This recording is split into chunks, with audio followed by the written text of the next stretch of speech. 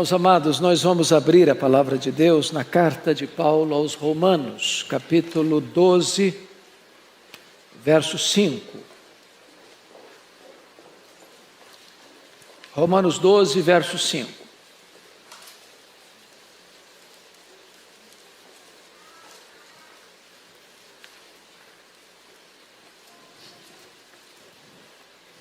É escrito: assim também nós, conquanto muitos, somos um só corpo em Cristo e membros uns dos outros.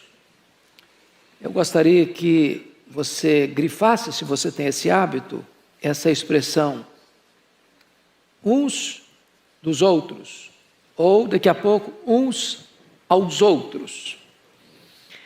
A carta de Paulo aos Romanos é certamente conhecida por todos como o maior tratado teológico escrito pelo apóstolo Paulo.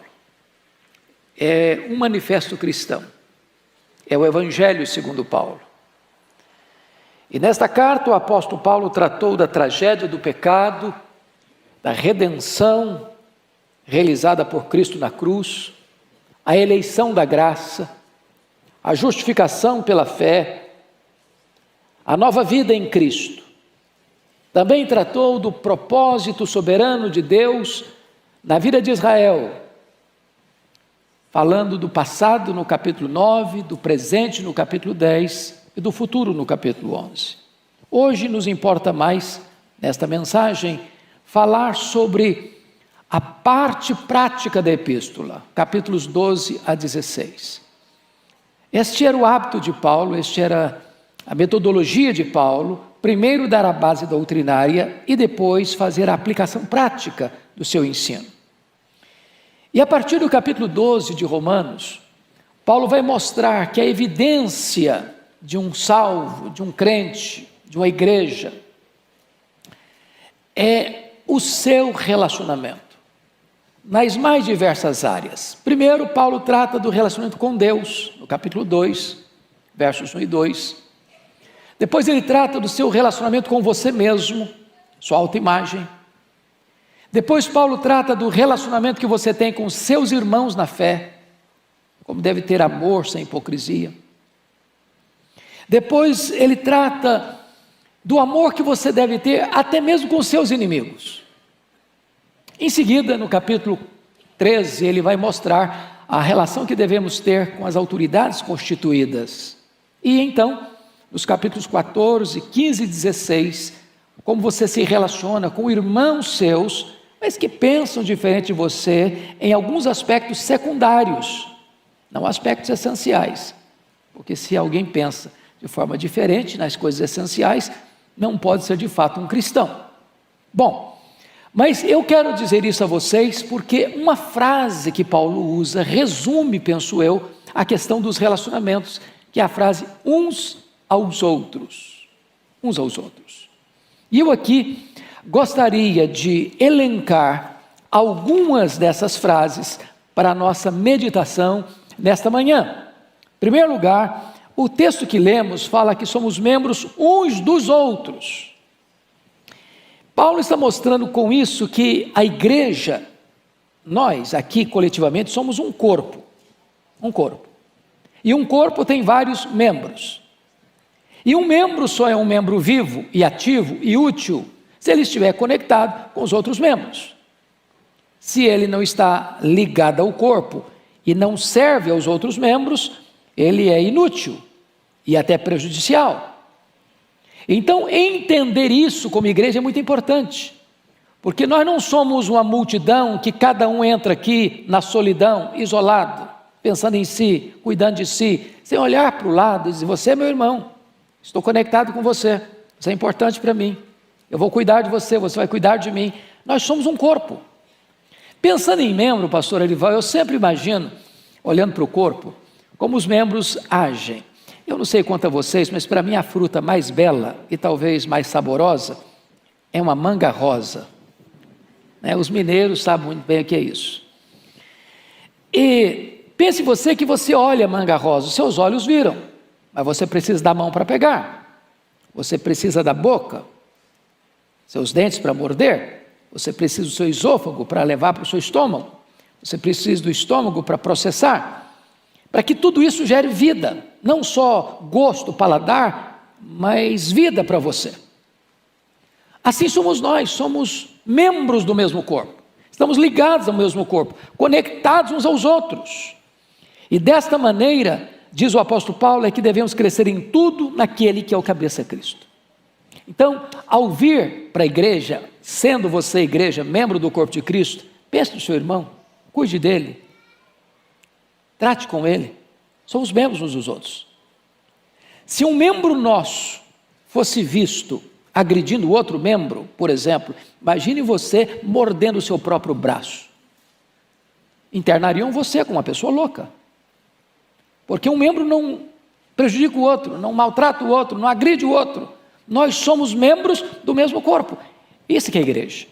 Mas há uma segunda colocação, confira comigo aí capítulo 12, agora, no versículo de número 10, ele diz: amai-vos cordialmente uns aos outros, com amor fraternal. E agora você pode olhar também, capítulo 13, verso 8, que diz: o amor com que vos ameis uns aos outros. Então a frase que eu queria que você grifasse é: amai-vos cordialmente uns aos outros. A comunhão exige amor. E o pastor Arival já alertou hoje que não é amor apenas de palavra, não é um amor de discurso, é um amor de verdade, de fato e de verdade. Temos que amar uns aos outros, não apenas com um discurso bonito, com palavras bonitas, mas com ações práticas. Amar os irmãos que estão enfrentando esse drama na Ucrânia, amar os irmãos que precisam plantar e colher no sertão brasileiro, amar os irmãos à nossa porta, amar os irmãos que precisam de ajuda, de socorro. E o que é curioso é que a palavra aqui, no capítulo 12, versículo 10, amai-vos cordialmente uns aos outros com amor fraternal, é a palavra grega philostorgoi. Tem duas palavrinhas aqui. O amor estorguê é o amor familiar, é aquele amor de família de sangue. Philos também trata de amor. Então, você vai amar o seu irmão como você ama o seu irmão de sangue. Porque irmão de sangue, às vezes você até dá uma briguinha com ele, dá uma testada com ele, discute com ele. Eu sei que na casa de vocês essas coisas não acontecem, mas às vezes na minha acontece. Então, mas é irmão de sangue. Se é irmão de sangue, você está do lado dele. Na hora que alguém vai atacá-lo, você vai defendê-lo. Devemos viver assim. Nós somos uma igreja, cuidando uns dos outros. A igreja de Pinheiros, louvado seja Deus, é uma igreja que tem crescido, Deus tem mandado tantas pessoas novas todo dia, e a gente se alegra muito com isso.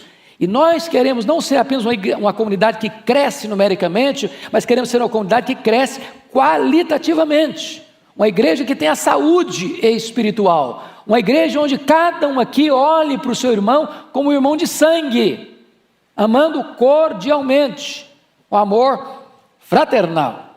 Aliás, é importante dizer que Jesus Cristo afirmou assim: nisto conhecerão todos que sois meus discípulos. Não é se tiverdes um grande conhecimento doutrinário, teológico, não é se entender de todas as correntes doutrinárias ou filosóficas, ou entender o mundo contemporâneo. Nisso conhecerão que sois meus discípulos, se tiverdes amor uns pelos outros.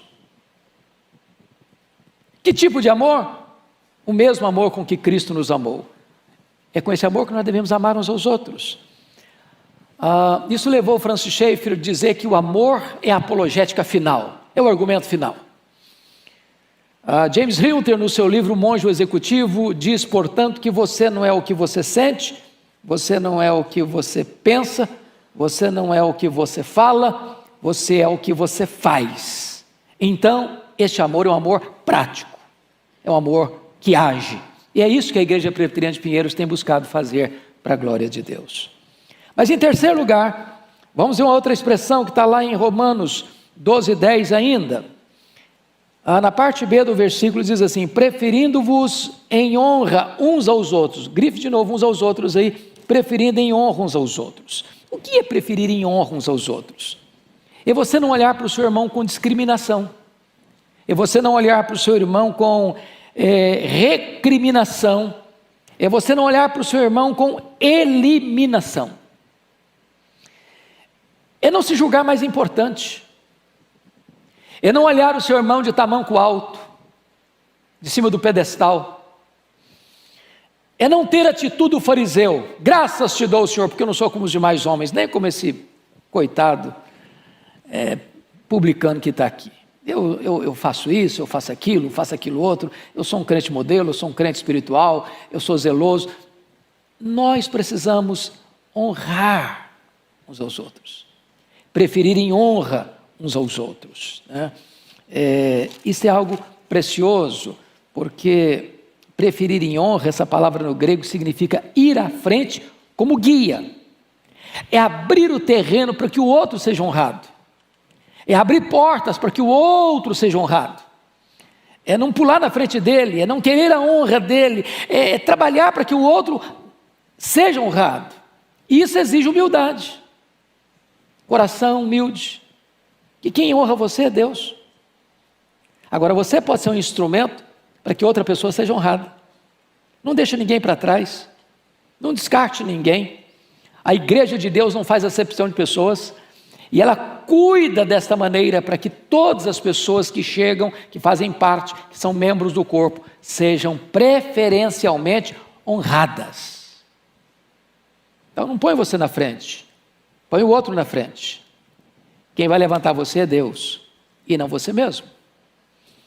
Mas em quarto lugar, olha comigo por favor, capítulo 12, verso 16. Está escrito assim: tende o mesmo sentimento uns para com os outros. Olha a expressão de novo, uns aos outros aí. Tende o mesmo sentimento. O que seria isso?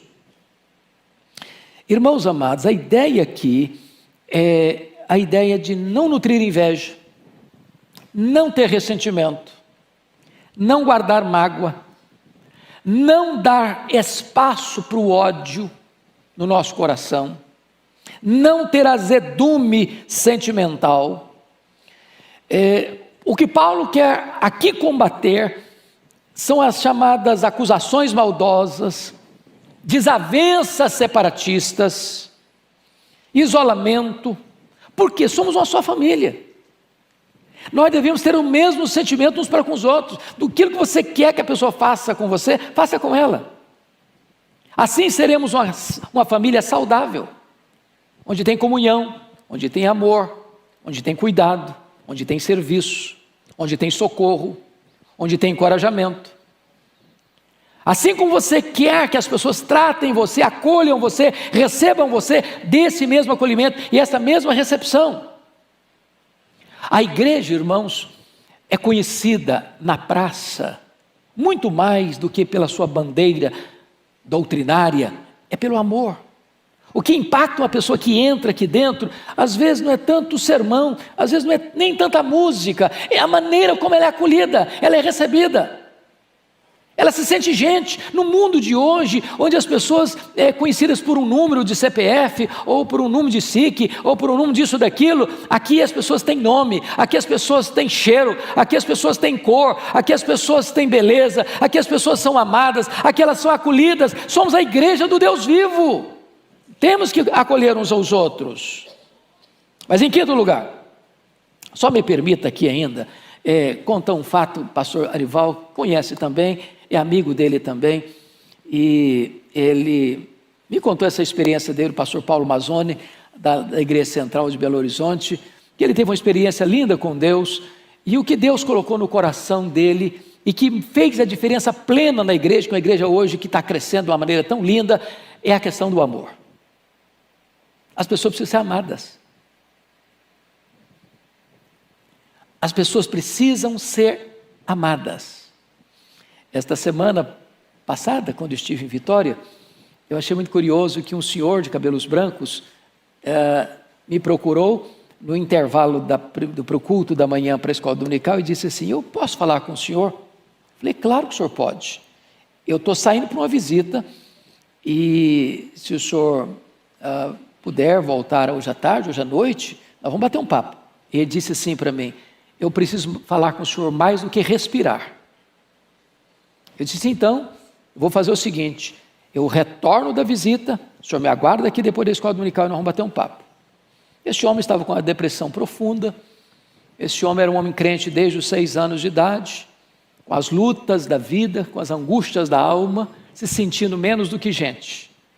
Já tinha tentado, inclusive, ceifar sua própria vida.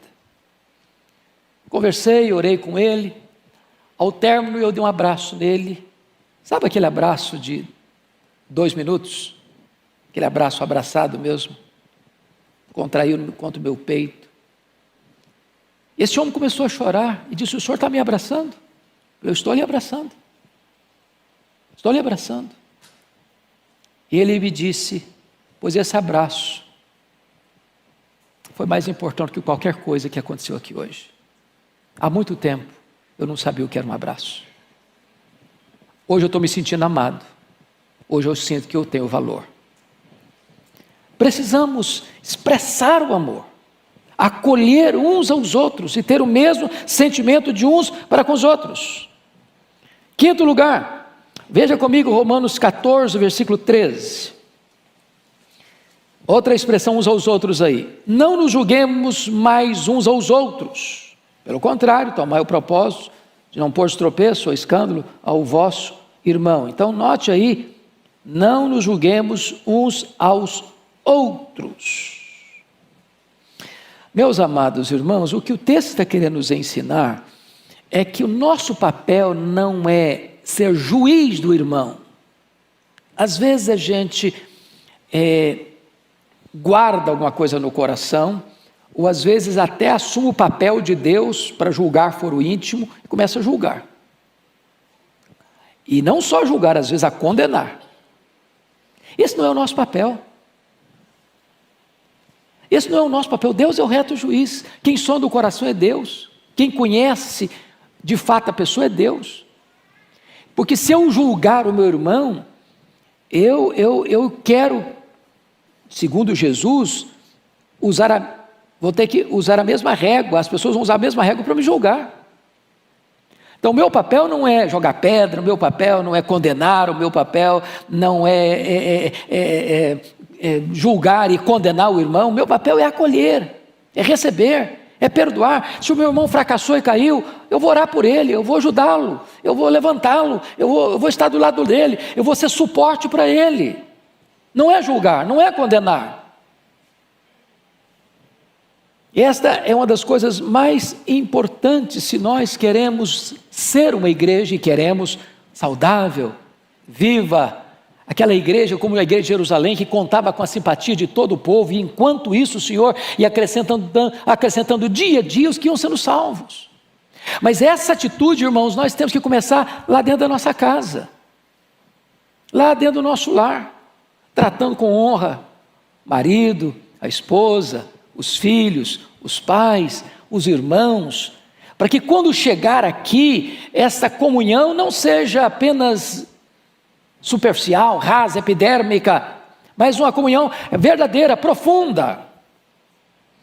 6º lugar, olha outra expressão que está no texto bíblico, de uns aos outros, porque Paulo sintetiza as relações nessa expressão, uns aos outros. Capítulo 14, verso 19, olha aí comigo.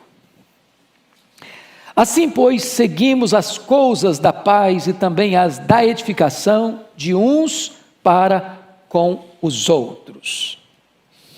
Seguimos as coisas da paz, uns para com os outros. Olha que coisa linda que é a igreja de Deus, porque nós vivemos num mundo de guerra. Não é porque está explodindo uma guerra lá agora, uma invasão militar da Rússia à Ucrânia. É o mundo das guerras. Conflito de nações contra nações, de reinos contra reinos, guerras étnicas, guerras tribais, guerras religiosas, guerras entre as denominações, guerras nas famílias, às vezes guerras até na igreja. Na igreja de Corinto havia partidos. Sou de Paulo, sou de Pedro, sou de Apolo, sou de Cristo. A igreja de Deus é aquele time, aquele grupo, aquele corpo, aquela família, é aquele rebanho que trabalha as coisas da paz. Nós não somos incendiários, nós apagamos incêndio. Nós não cavamos abismos, nós construímos pontes. Nós não criamos inimigos, nós somos reconciliadores. Então a igreja é esse ambiente de comunidade que lida com a paz, que promove a paz, que prega o evangelho da paz, que experimenta a paz, que é instrumento da paz. Mas o texto diz mais que nós somos também, lidamos com a questão da edificação, não é isso que está escrito aí? Capítulo 14, 19, seguimos também as coisas da edificação de uns para com os outros. Em outras palavras, qual é o seu papel?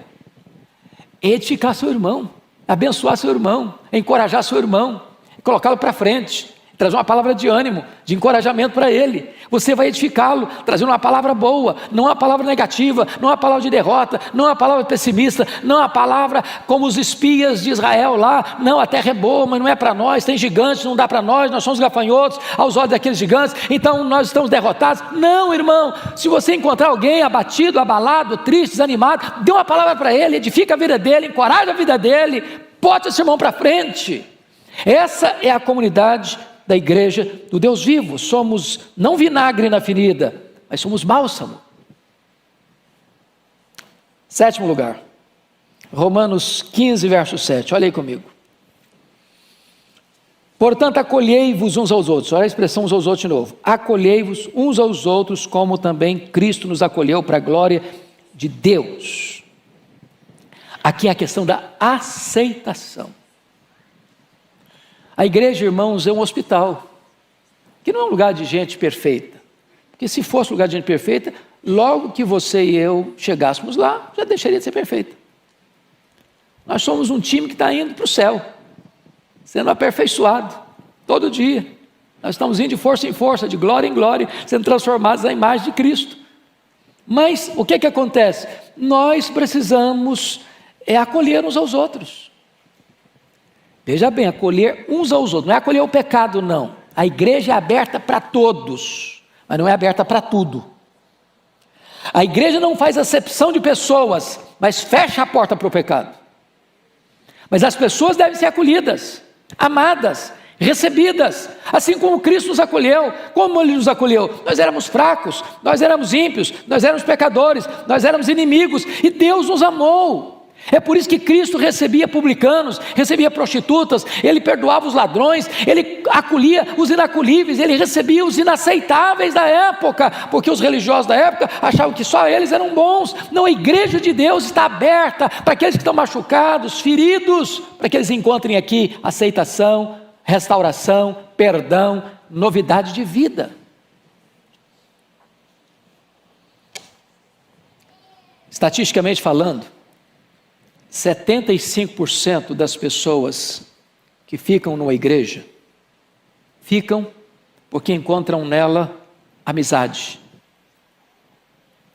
Nós somos uma igreja que cultiva amizade, que desenvolve companheirismo, que tem múltiplas atividades das mais diversas faixas etárias, com um propósito, e o pastor Erival tem tratado disso constantemente, é que todos, de criança, adolescente, jovens, casais, idosos, todos tenham o seu espaço e encontrem acolhida e encontrem meios de desenvolver seus dons, seus talentos para a glória de Deus e para a edificação da igreja. É assim que a igreja existe e é assim que a igreja caminha, uma igreja acolhedora. Mas deixa eu ilustrar para você o que é uma igreja acolhedora. Eu vou contar um fato que me marca muito. É a história do jantar. Imagine você fazendo um jantar especial para a sua família. E aí a hora que você vai sentar à mesa, era um jantar bem de familiar mesmo. Você não estava esperando visita e nem querendo visita. Na hora que você vai sentar à mesa, a campainha toca. Aí a visita chega, constrangida, e você dá um sorriso amarelo e diz, nós íamos ao jantar. Em outras palavras, você chegou na hora muito inconveniente e a pessoa se sente muito mal e dá um jeitinho de dar umas desculpas, até vai embora às vezes. Tem igreja que recebe o visitante assim, parece que ele está incomodando, ninguém fala com ele, ninguém olha para ele, ele entra anônimo, sai calado e volta mudo para casa. Ninguém falou com ele, ninguém ouviu, ninguém o notou. Tem igreja que parece que quando chega uma pessoa nova é igual o idiota, lá, vai tomar meu lugar, vai tomar meu espaço. Agora imagina a segunda cena. Você está fazendo um jantar com a sua família, preparou um jantar gostoso, aí chega uma visita na hora de sentar à mesa, e você vai à porta e diz, rapaz, que maravilha, você chegou na hora tão boa, nós estamos aqui preparados para jantar, e você chegou, vai jantar conosco, e vai ser uma alegria muito grande. A pessoa percebeu que chegou na hora errada, mas a acolhida foi tão carinhosa que até fica tranquilo. Essa é uma possibilidade. A gente preparou isso para a gente, mas já que você chegou, então, fazer de conta, seja bem-vindo, né?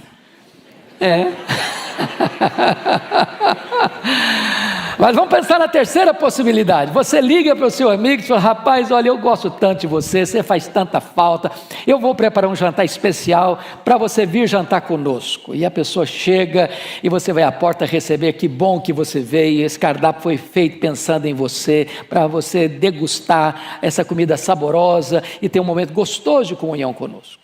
A igreja precisa ser essa terceira opção. Onde a pessoa que chega, ela é tão querida e tão amada, diz, olha, nós pensamos em você, adoramos a Deus, cantamos louvores, pregamos a palavra, mas queremos que Deus abençoe a sua vida neste culto. Nós somos assim, acolhendo uns aos outros. Mas, me permita, só mais um, porque eu sei que tem ceia hoje. Depois vocês vão estudar uns aos outros.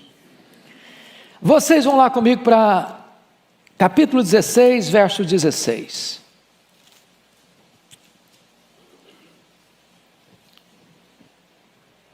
Está escrito assim, saudai-vos uns aos outros com ósculo santo. Olha a expressão uns aos outros. Todas as igrejas de Cristo vos saúdam. Ósculo é um beijo na face. Bom, isso é uma questão cultural, não é verdade? A ideia aqui, gente, é de ser caloroso na recepção. Hoje nós, na cultura brasileira, falamos bom dia, boa tarde, boa noite. As igrejas da Assembleia de Deus, é comum você dizer paz do Senhor. Você não diz bom dia, boa tarde por irmão, você diz paz do Senhor, né?